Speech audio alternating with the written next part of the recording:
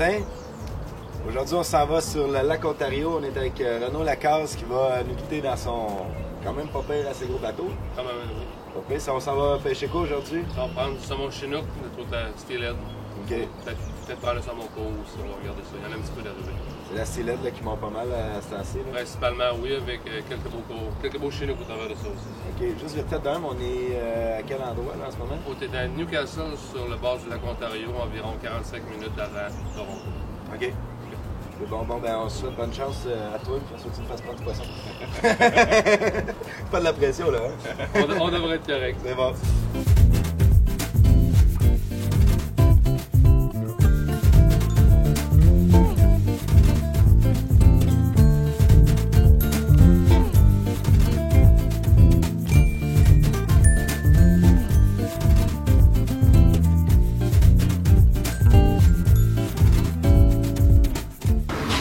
Tu peux expliquer une petite affaire, ton système de fait, comment ça fonctionne? Ce qu'on va faire aujourd'hui, on va travailler vraiment sur deux niveaux. Premier, 30-40 pieds. Après ça, on va descendre 70-90 pieds de profond. Okay. Le poisson, vraiment éparpillé. On va travailler en éventail, en largeur, avec des éleveurs de surface, les petits laveurs aussi. Okay. La profondeur, on va aller travailler plus avec les downriggers. Je vais avoir sur BDC, il y en a qui vont être beaucoup plus profonds pour travailler le chinook en profondeur. Je vais en avoir d'autres plus en surface pour l'arc-en-ciel. Okay. On cible vraiment les deux espèces qui sont éparpillées dans Colombo, vraiment sur le sable. Puis on est en Ontario, donc on a le droit à 2 cannes à pêche. C'est en plaçant le droit à 2 cannes à pêche par personne. On est 5, donc on va avoir 10 cannes à pêche. 10 cannes à pêche. C'est assez impressionnant de voir toutes les cannes à pêche qui sont ici, puis voir qu'on va pêcher 10 cannes à pêche. Le 5 planeux est à combien de pieds environ? Environ 200 pieds, 175-200 pieds. 200 pieds, fait qu'on couvre à peu près 400 pieds de large. Environ, oui. Fait que watch out, nous autres, quand on passe, on prend de la place. Là,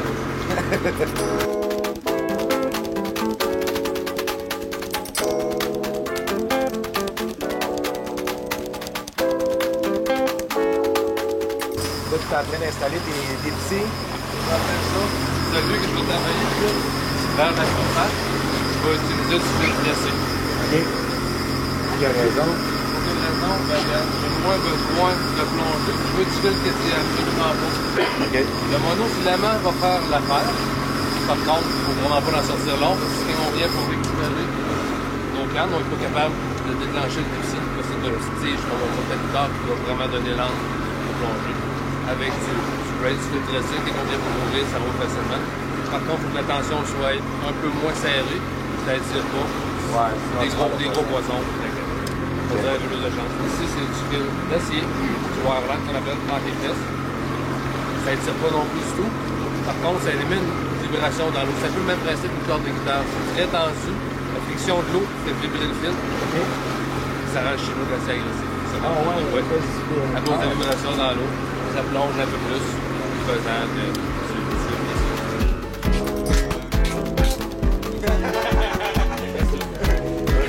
Mon parent a décidé qu'il va prendre le premier poisson. Parce qu'on voulait se battre, mais ça n'aurait pas été fait pour moi.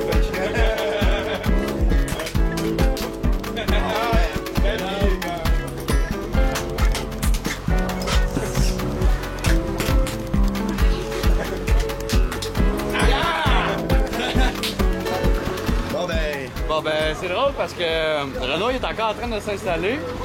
Il descendait sa ligne, puis là soudainement, un fish. Fait que première steelhead sur le lac Ontario à vie. Tu peux aussi une steelhead? Je sais pas. À toutes les fois qu'on dit que c'est quelque chose, on finit tout le temps avec un mulet. Oh! Fish on! Ben! Ça y est de sauter. Ouais! High five, man! C'est tellement drôle.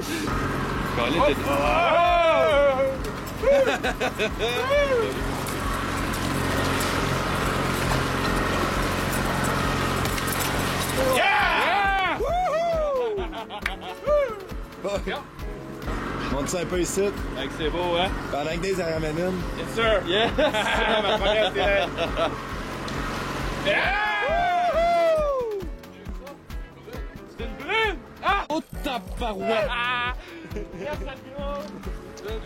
Wow! Hey, t'as-tu ensemble, hein? Fait que 5 minutes de pêche, man. Ben, il a pris une belle stylette, moi une belle brune. C'est ma deuxième brune à Check vie. le crochet, man. Check le crochet. Vraiment grosse, c'est débile. On vient d'avoir notre doublé, Dave puis moi. Renaud, on a pris une brune puis une steelhead, un C'est arc-en-ciel. remplaçant. Tu me dis sur quelle heure ça a mordu? La brune, on a pris ça sur une cuillère avec de la ligne plombée, 7 couleurs de ligne plombée sur le dérivé à la surface. OK. Puis la fond, c'est environ 30-35 pieds de profond, cette couleur. C'est environ entre 4 et 5 pieds de profond par couleur, ça va descendre. C'était des cuillères. Ça plaisant. Les couleurs. La couleur était rouge avec la tête rouge, le côté bleu, l'autre côté jaune, on l'appelle la Blue Pirate. La Blue Pirate. Oui. Ça, c'est les deux mêmes ou. Non, après ça, pour l'arc-en-ciel, elle a mordu sur le downrigger, sur la tricheuse qu'on appelle, on en parlera peut-être un peu Ouais. plus tard. C'est une ligne qui se trouve être vraiment à mi-chemin entre les deux, lousse, qui est accrochée juste après la ligne. C'est une deuxième cuillère qu'on installe après le downrigger dans le fond. OK. Puis j'ai remarqué que l'arc-en-ciel a chargé le bateau assez vite, elle est sortie de l'eau, a sauté 2-3 fois. C'est-tu un combat normal? L'arc-en-ciel va sauter énormément, puis souvent elle va essayer de dépasser le bateau pour se décrocher. Et puis elle a mordu plus profond, mais elle s'est ramassée en haut, donc elle a chargé le haut puis le bateau en même temps. C'est dans plein ça. Puis la brune, elle se bat différemment un Elle petit se peu? bat différemment. C'est un poisson moins combatif que l'arc-en-ciel et du saumon. OK. Ça va plus se laisser traîner. C'est un poisson plus passif, je dirais. Comme je viens de vous dire, on vient de traverser ce qu'on appelle en anglais une scum line ou une ligne de débris. C'est la jonction entre deux masses d'eau température différentes. L'eau se mêle pas facilement, ça fait que tous les débris flottants à surface se ramassent. Souvent, on va voir ça, ça va être une ligne de station, il y a beaucoup de pollen dans l'air, c'est qu'on vient de traverser vraiment une grande ligne jaune. Souvent, il va y avoir du poisson proche de ça parce que toutes les mouches, les petites affaires se ramassent là. Le poisson à pas va se nourrir, puis les gros vont se nourrir aux autres aussi. Fait qu'on va se garder à l'affût parce que ça devrait pas être la belle long. C'est dans les 15 pièces. Hey, fais ça! Ça. Dans le regard. Happy? Yeah! Tu poigné le plus gros de la journée à date? J'ai pogné un qui déroule en...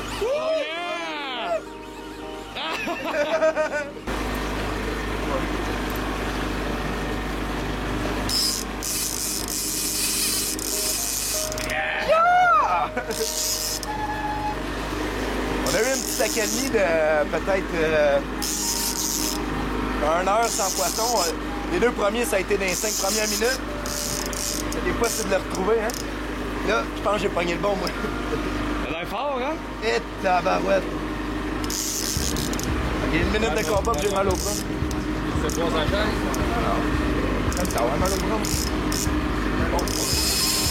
Oh! Ah! Drague trop fort, peut-être? Ah, oui, hein? Ouais, tu me dragues. On n'aurait pas réussi à serrer. Ah! J'ai tout cassé le fil. Merde! J'ai manqué mon gros... C'était probablement quoi, ça? Ah, ça, c'était un chinook, ça. J'ai manqué mon chinook. Solide, un peu. Plus des boulettes 12 livres, dans mon âge. Dans le regard! Hey, Greg! Vas-y! Oh shit, ok. Oh, ça donne des bons coups, hein? Ouais. Ok, le poisson, il s'en vient carrément sur le bateau. Je sais pas qu'est-ce qu'il me prend, là, mais... Si je veux pas le perdre, ben... Yeah!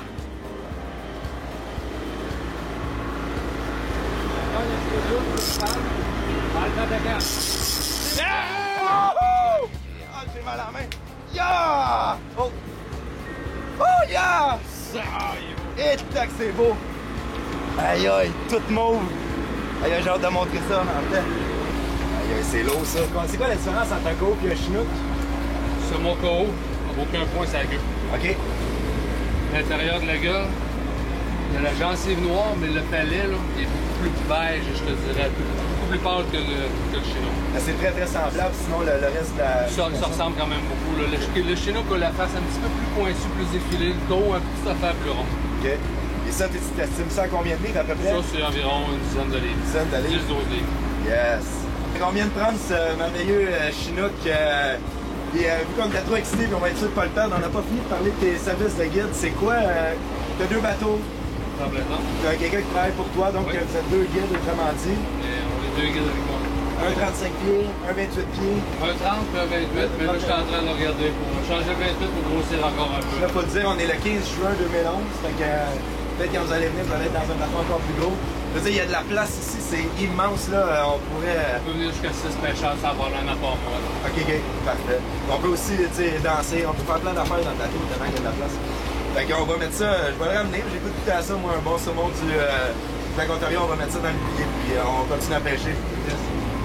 Le cyclette qui est le plus gros, puis... On va rentrer ça. Oh, fish. Quick!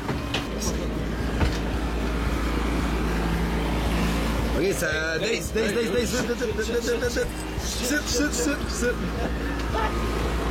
Et un autre doublé!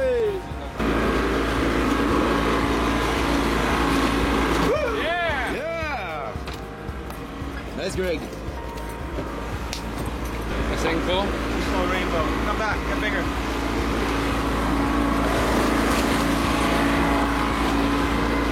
Passer directement en bas. Yes, sir. J'essaie de faire ça rapidement.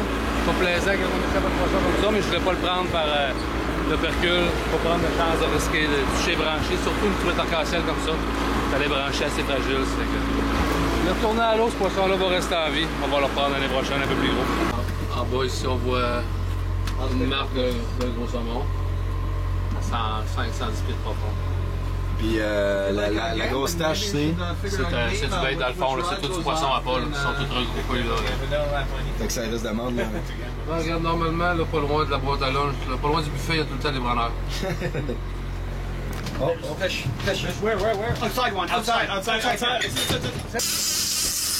C'est un fish, Dave? Pas grand-chose. J'ai peut-être perdu à cause des brettins décrochés.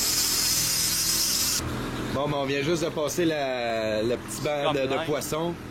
Il y a une scumline, il y a pas mal de trucs qui font en sorte que ça... C'est certain qu'on a passé notre barre de poissons à pas comme on parlait, puis non, on a perdu. On l'a perdu. On l'a perdu.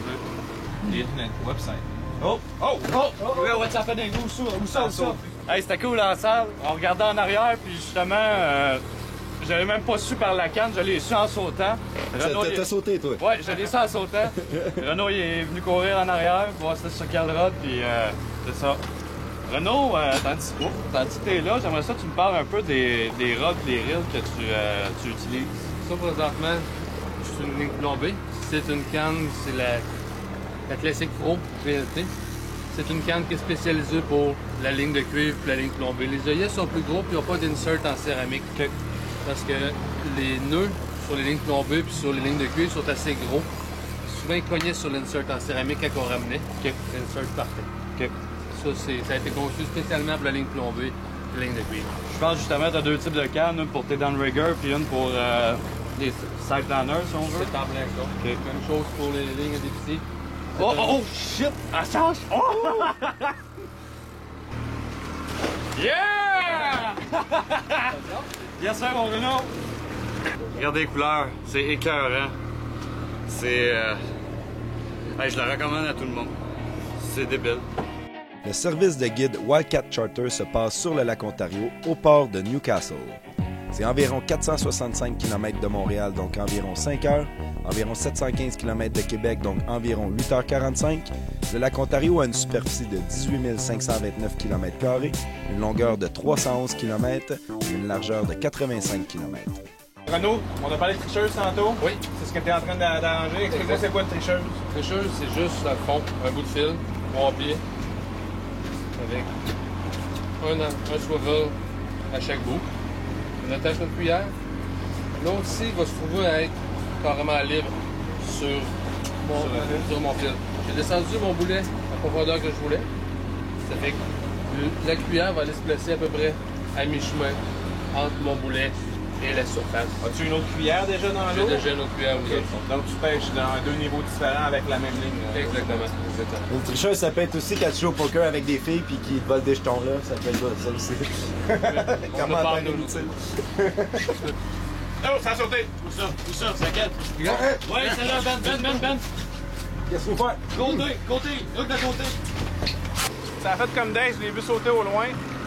Hop! Puis là, Charles.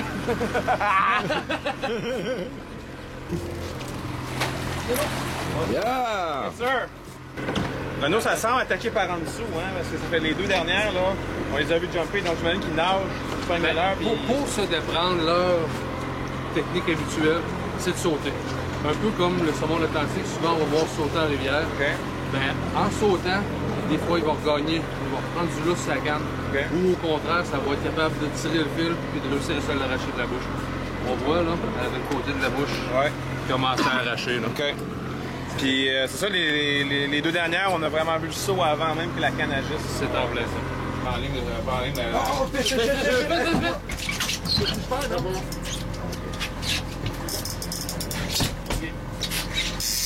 La jump! Oh! Oh! Elle est pas grosse, mais elle jump. On va blesser. Parti. Félicitations, là. Yeah! Fait que j'ai une Sea-Led aussi. Yeah! Puis elle a fait battre les moins 20. OK. Une nouvelle? Oui. Très bonne cuillère arc-en-ciel. Journée ensoleillée comme on a aujourd'hui, là. Très bonne cuillère arc-en-ciel. Y a-t-il une raison pourquoi c'est bleu, vert, rose qui pogne? Il y a de l'éperlant un peu dans le lac ici. OK. La truite vient de sortir de la fraie. L'éperlant était sa fraie aussi, un peu dans le même temps.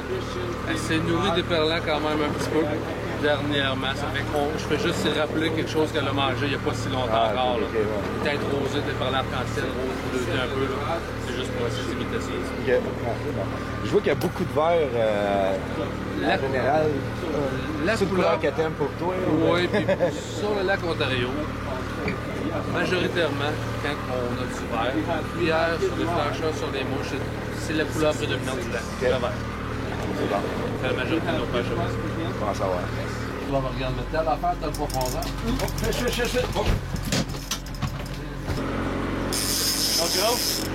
C'est une papée, ça, hein?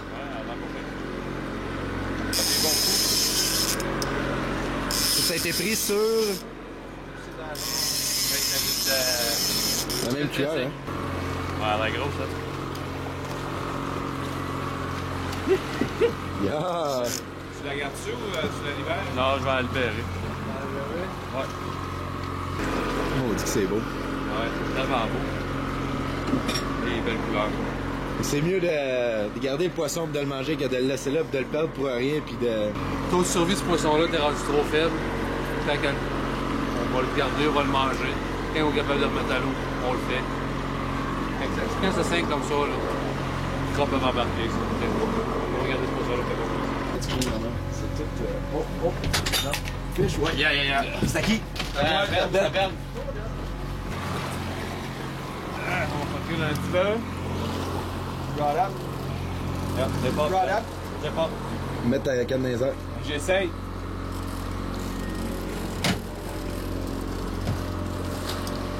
Yes!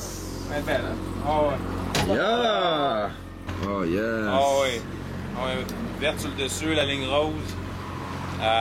C'est combien? 5 livres à peu près? Ouais, 5-6 livres, certain. 5 livres, ouais. Elle est grosse, hein? Ah ouais, c'est une Vraiment belle, comme un football, là. une belle toutoune. Oh, vous êtes beau! Donc on arrive de notre on se une demi-journée de pêche, hein? On se une demi-journée, ça. ouais. On est parti un peu tard. T'as des clients, souvent tu fais 2 segments dans une journée, je pense. Ça fait ça, j'offre la possibilité de faire une journée et demie. Comme mes clients demain, ben, on va faire une petite pêche à soir, se réchauffer avant de passer à la main. Ah, puis c'est réchauffer les draps. C'est en plein Combien ça. qu'on a pogné en tout? On a 10 poissons. On a pogné 10 poissons. On a gardé 6, je crois, on a remis 4 à l'eau. Ouais. Puis on a échappé environ 5-6, dont un gros. Oui, c'est en plein ça. Puis là-dedans, on a une belle brune, ce qui arrive pas à tous les jours. On était Non, chanceux, non, elle est ça belle fait en tabarouette en plus. Gros mâle, oui.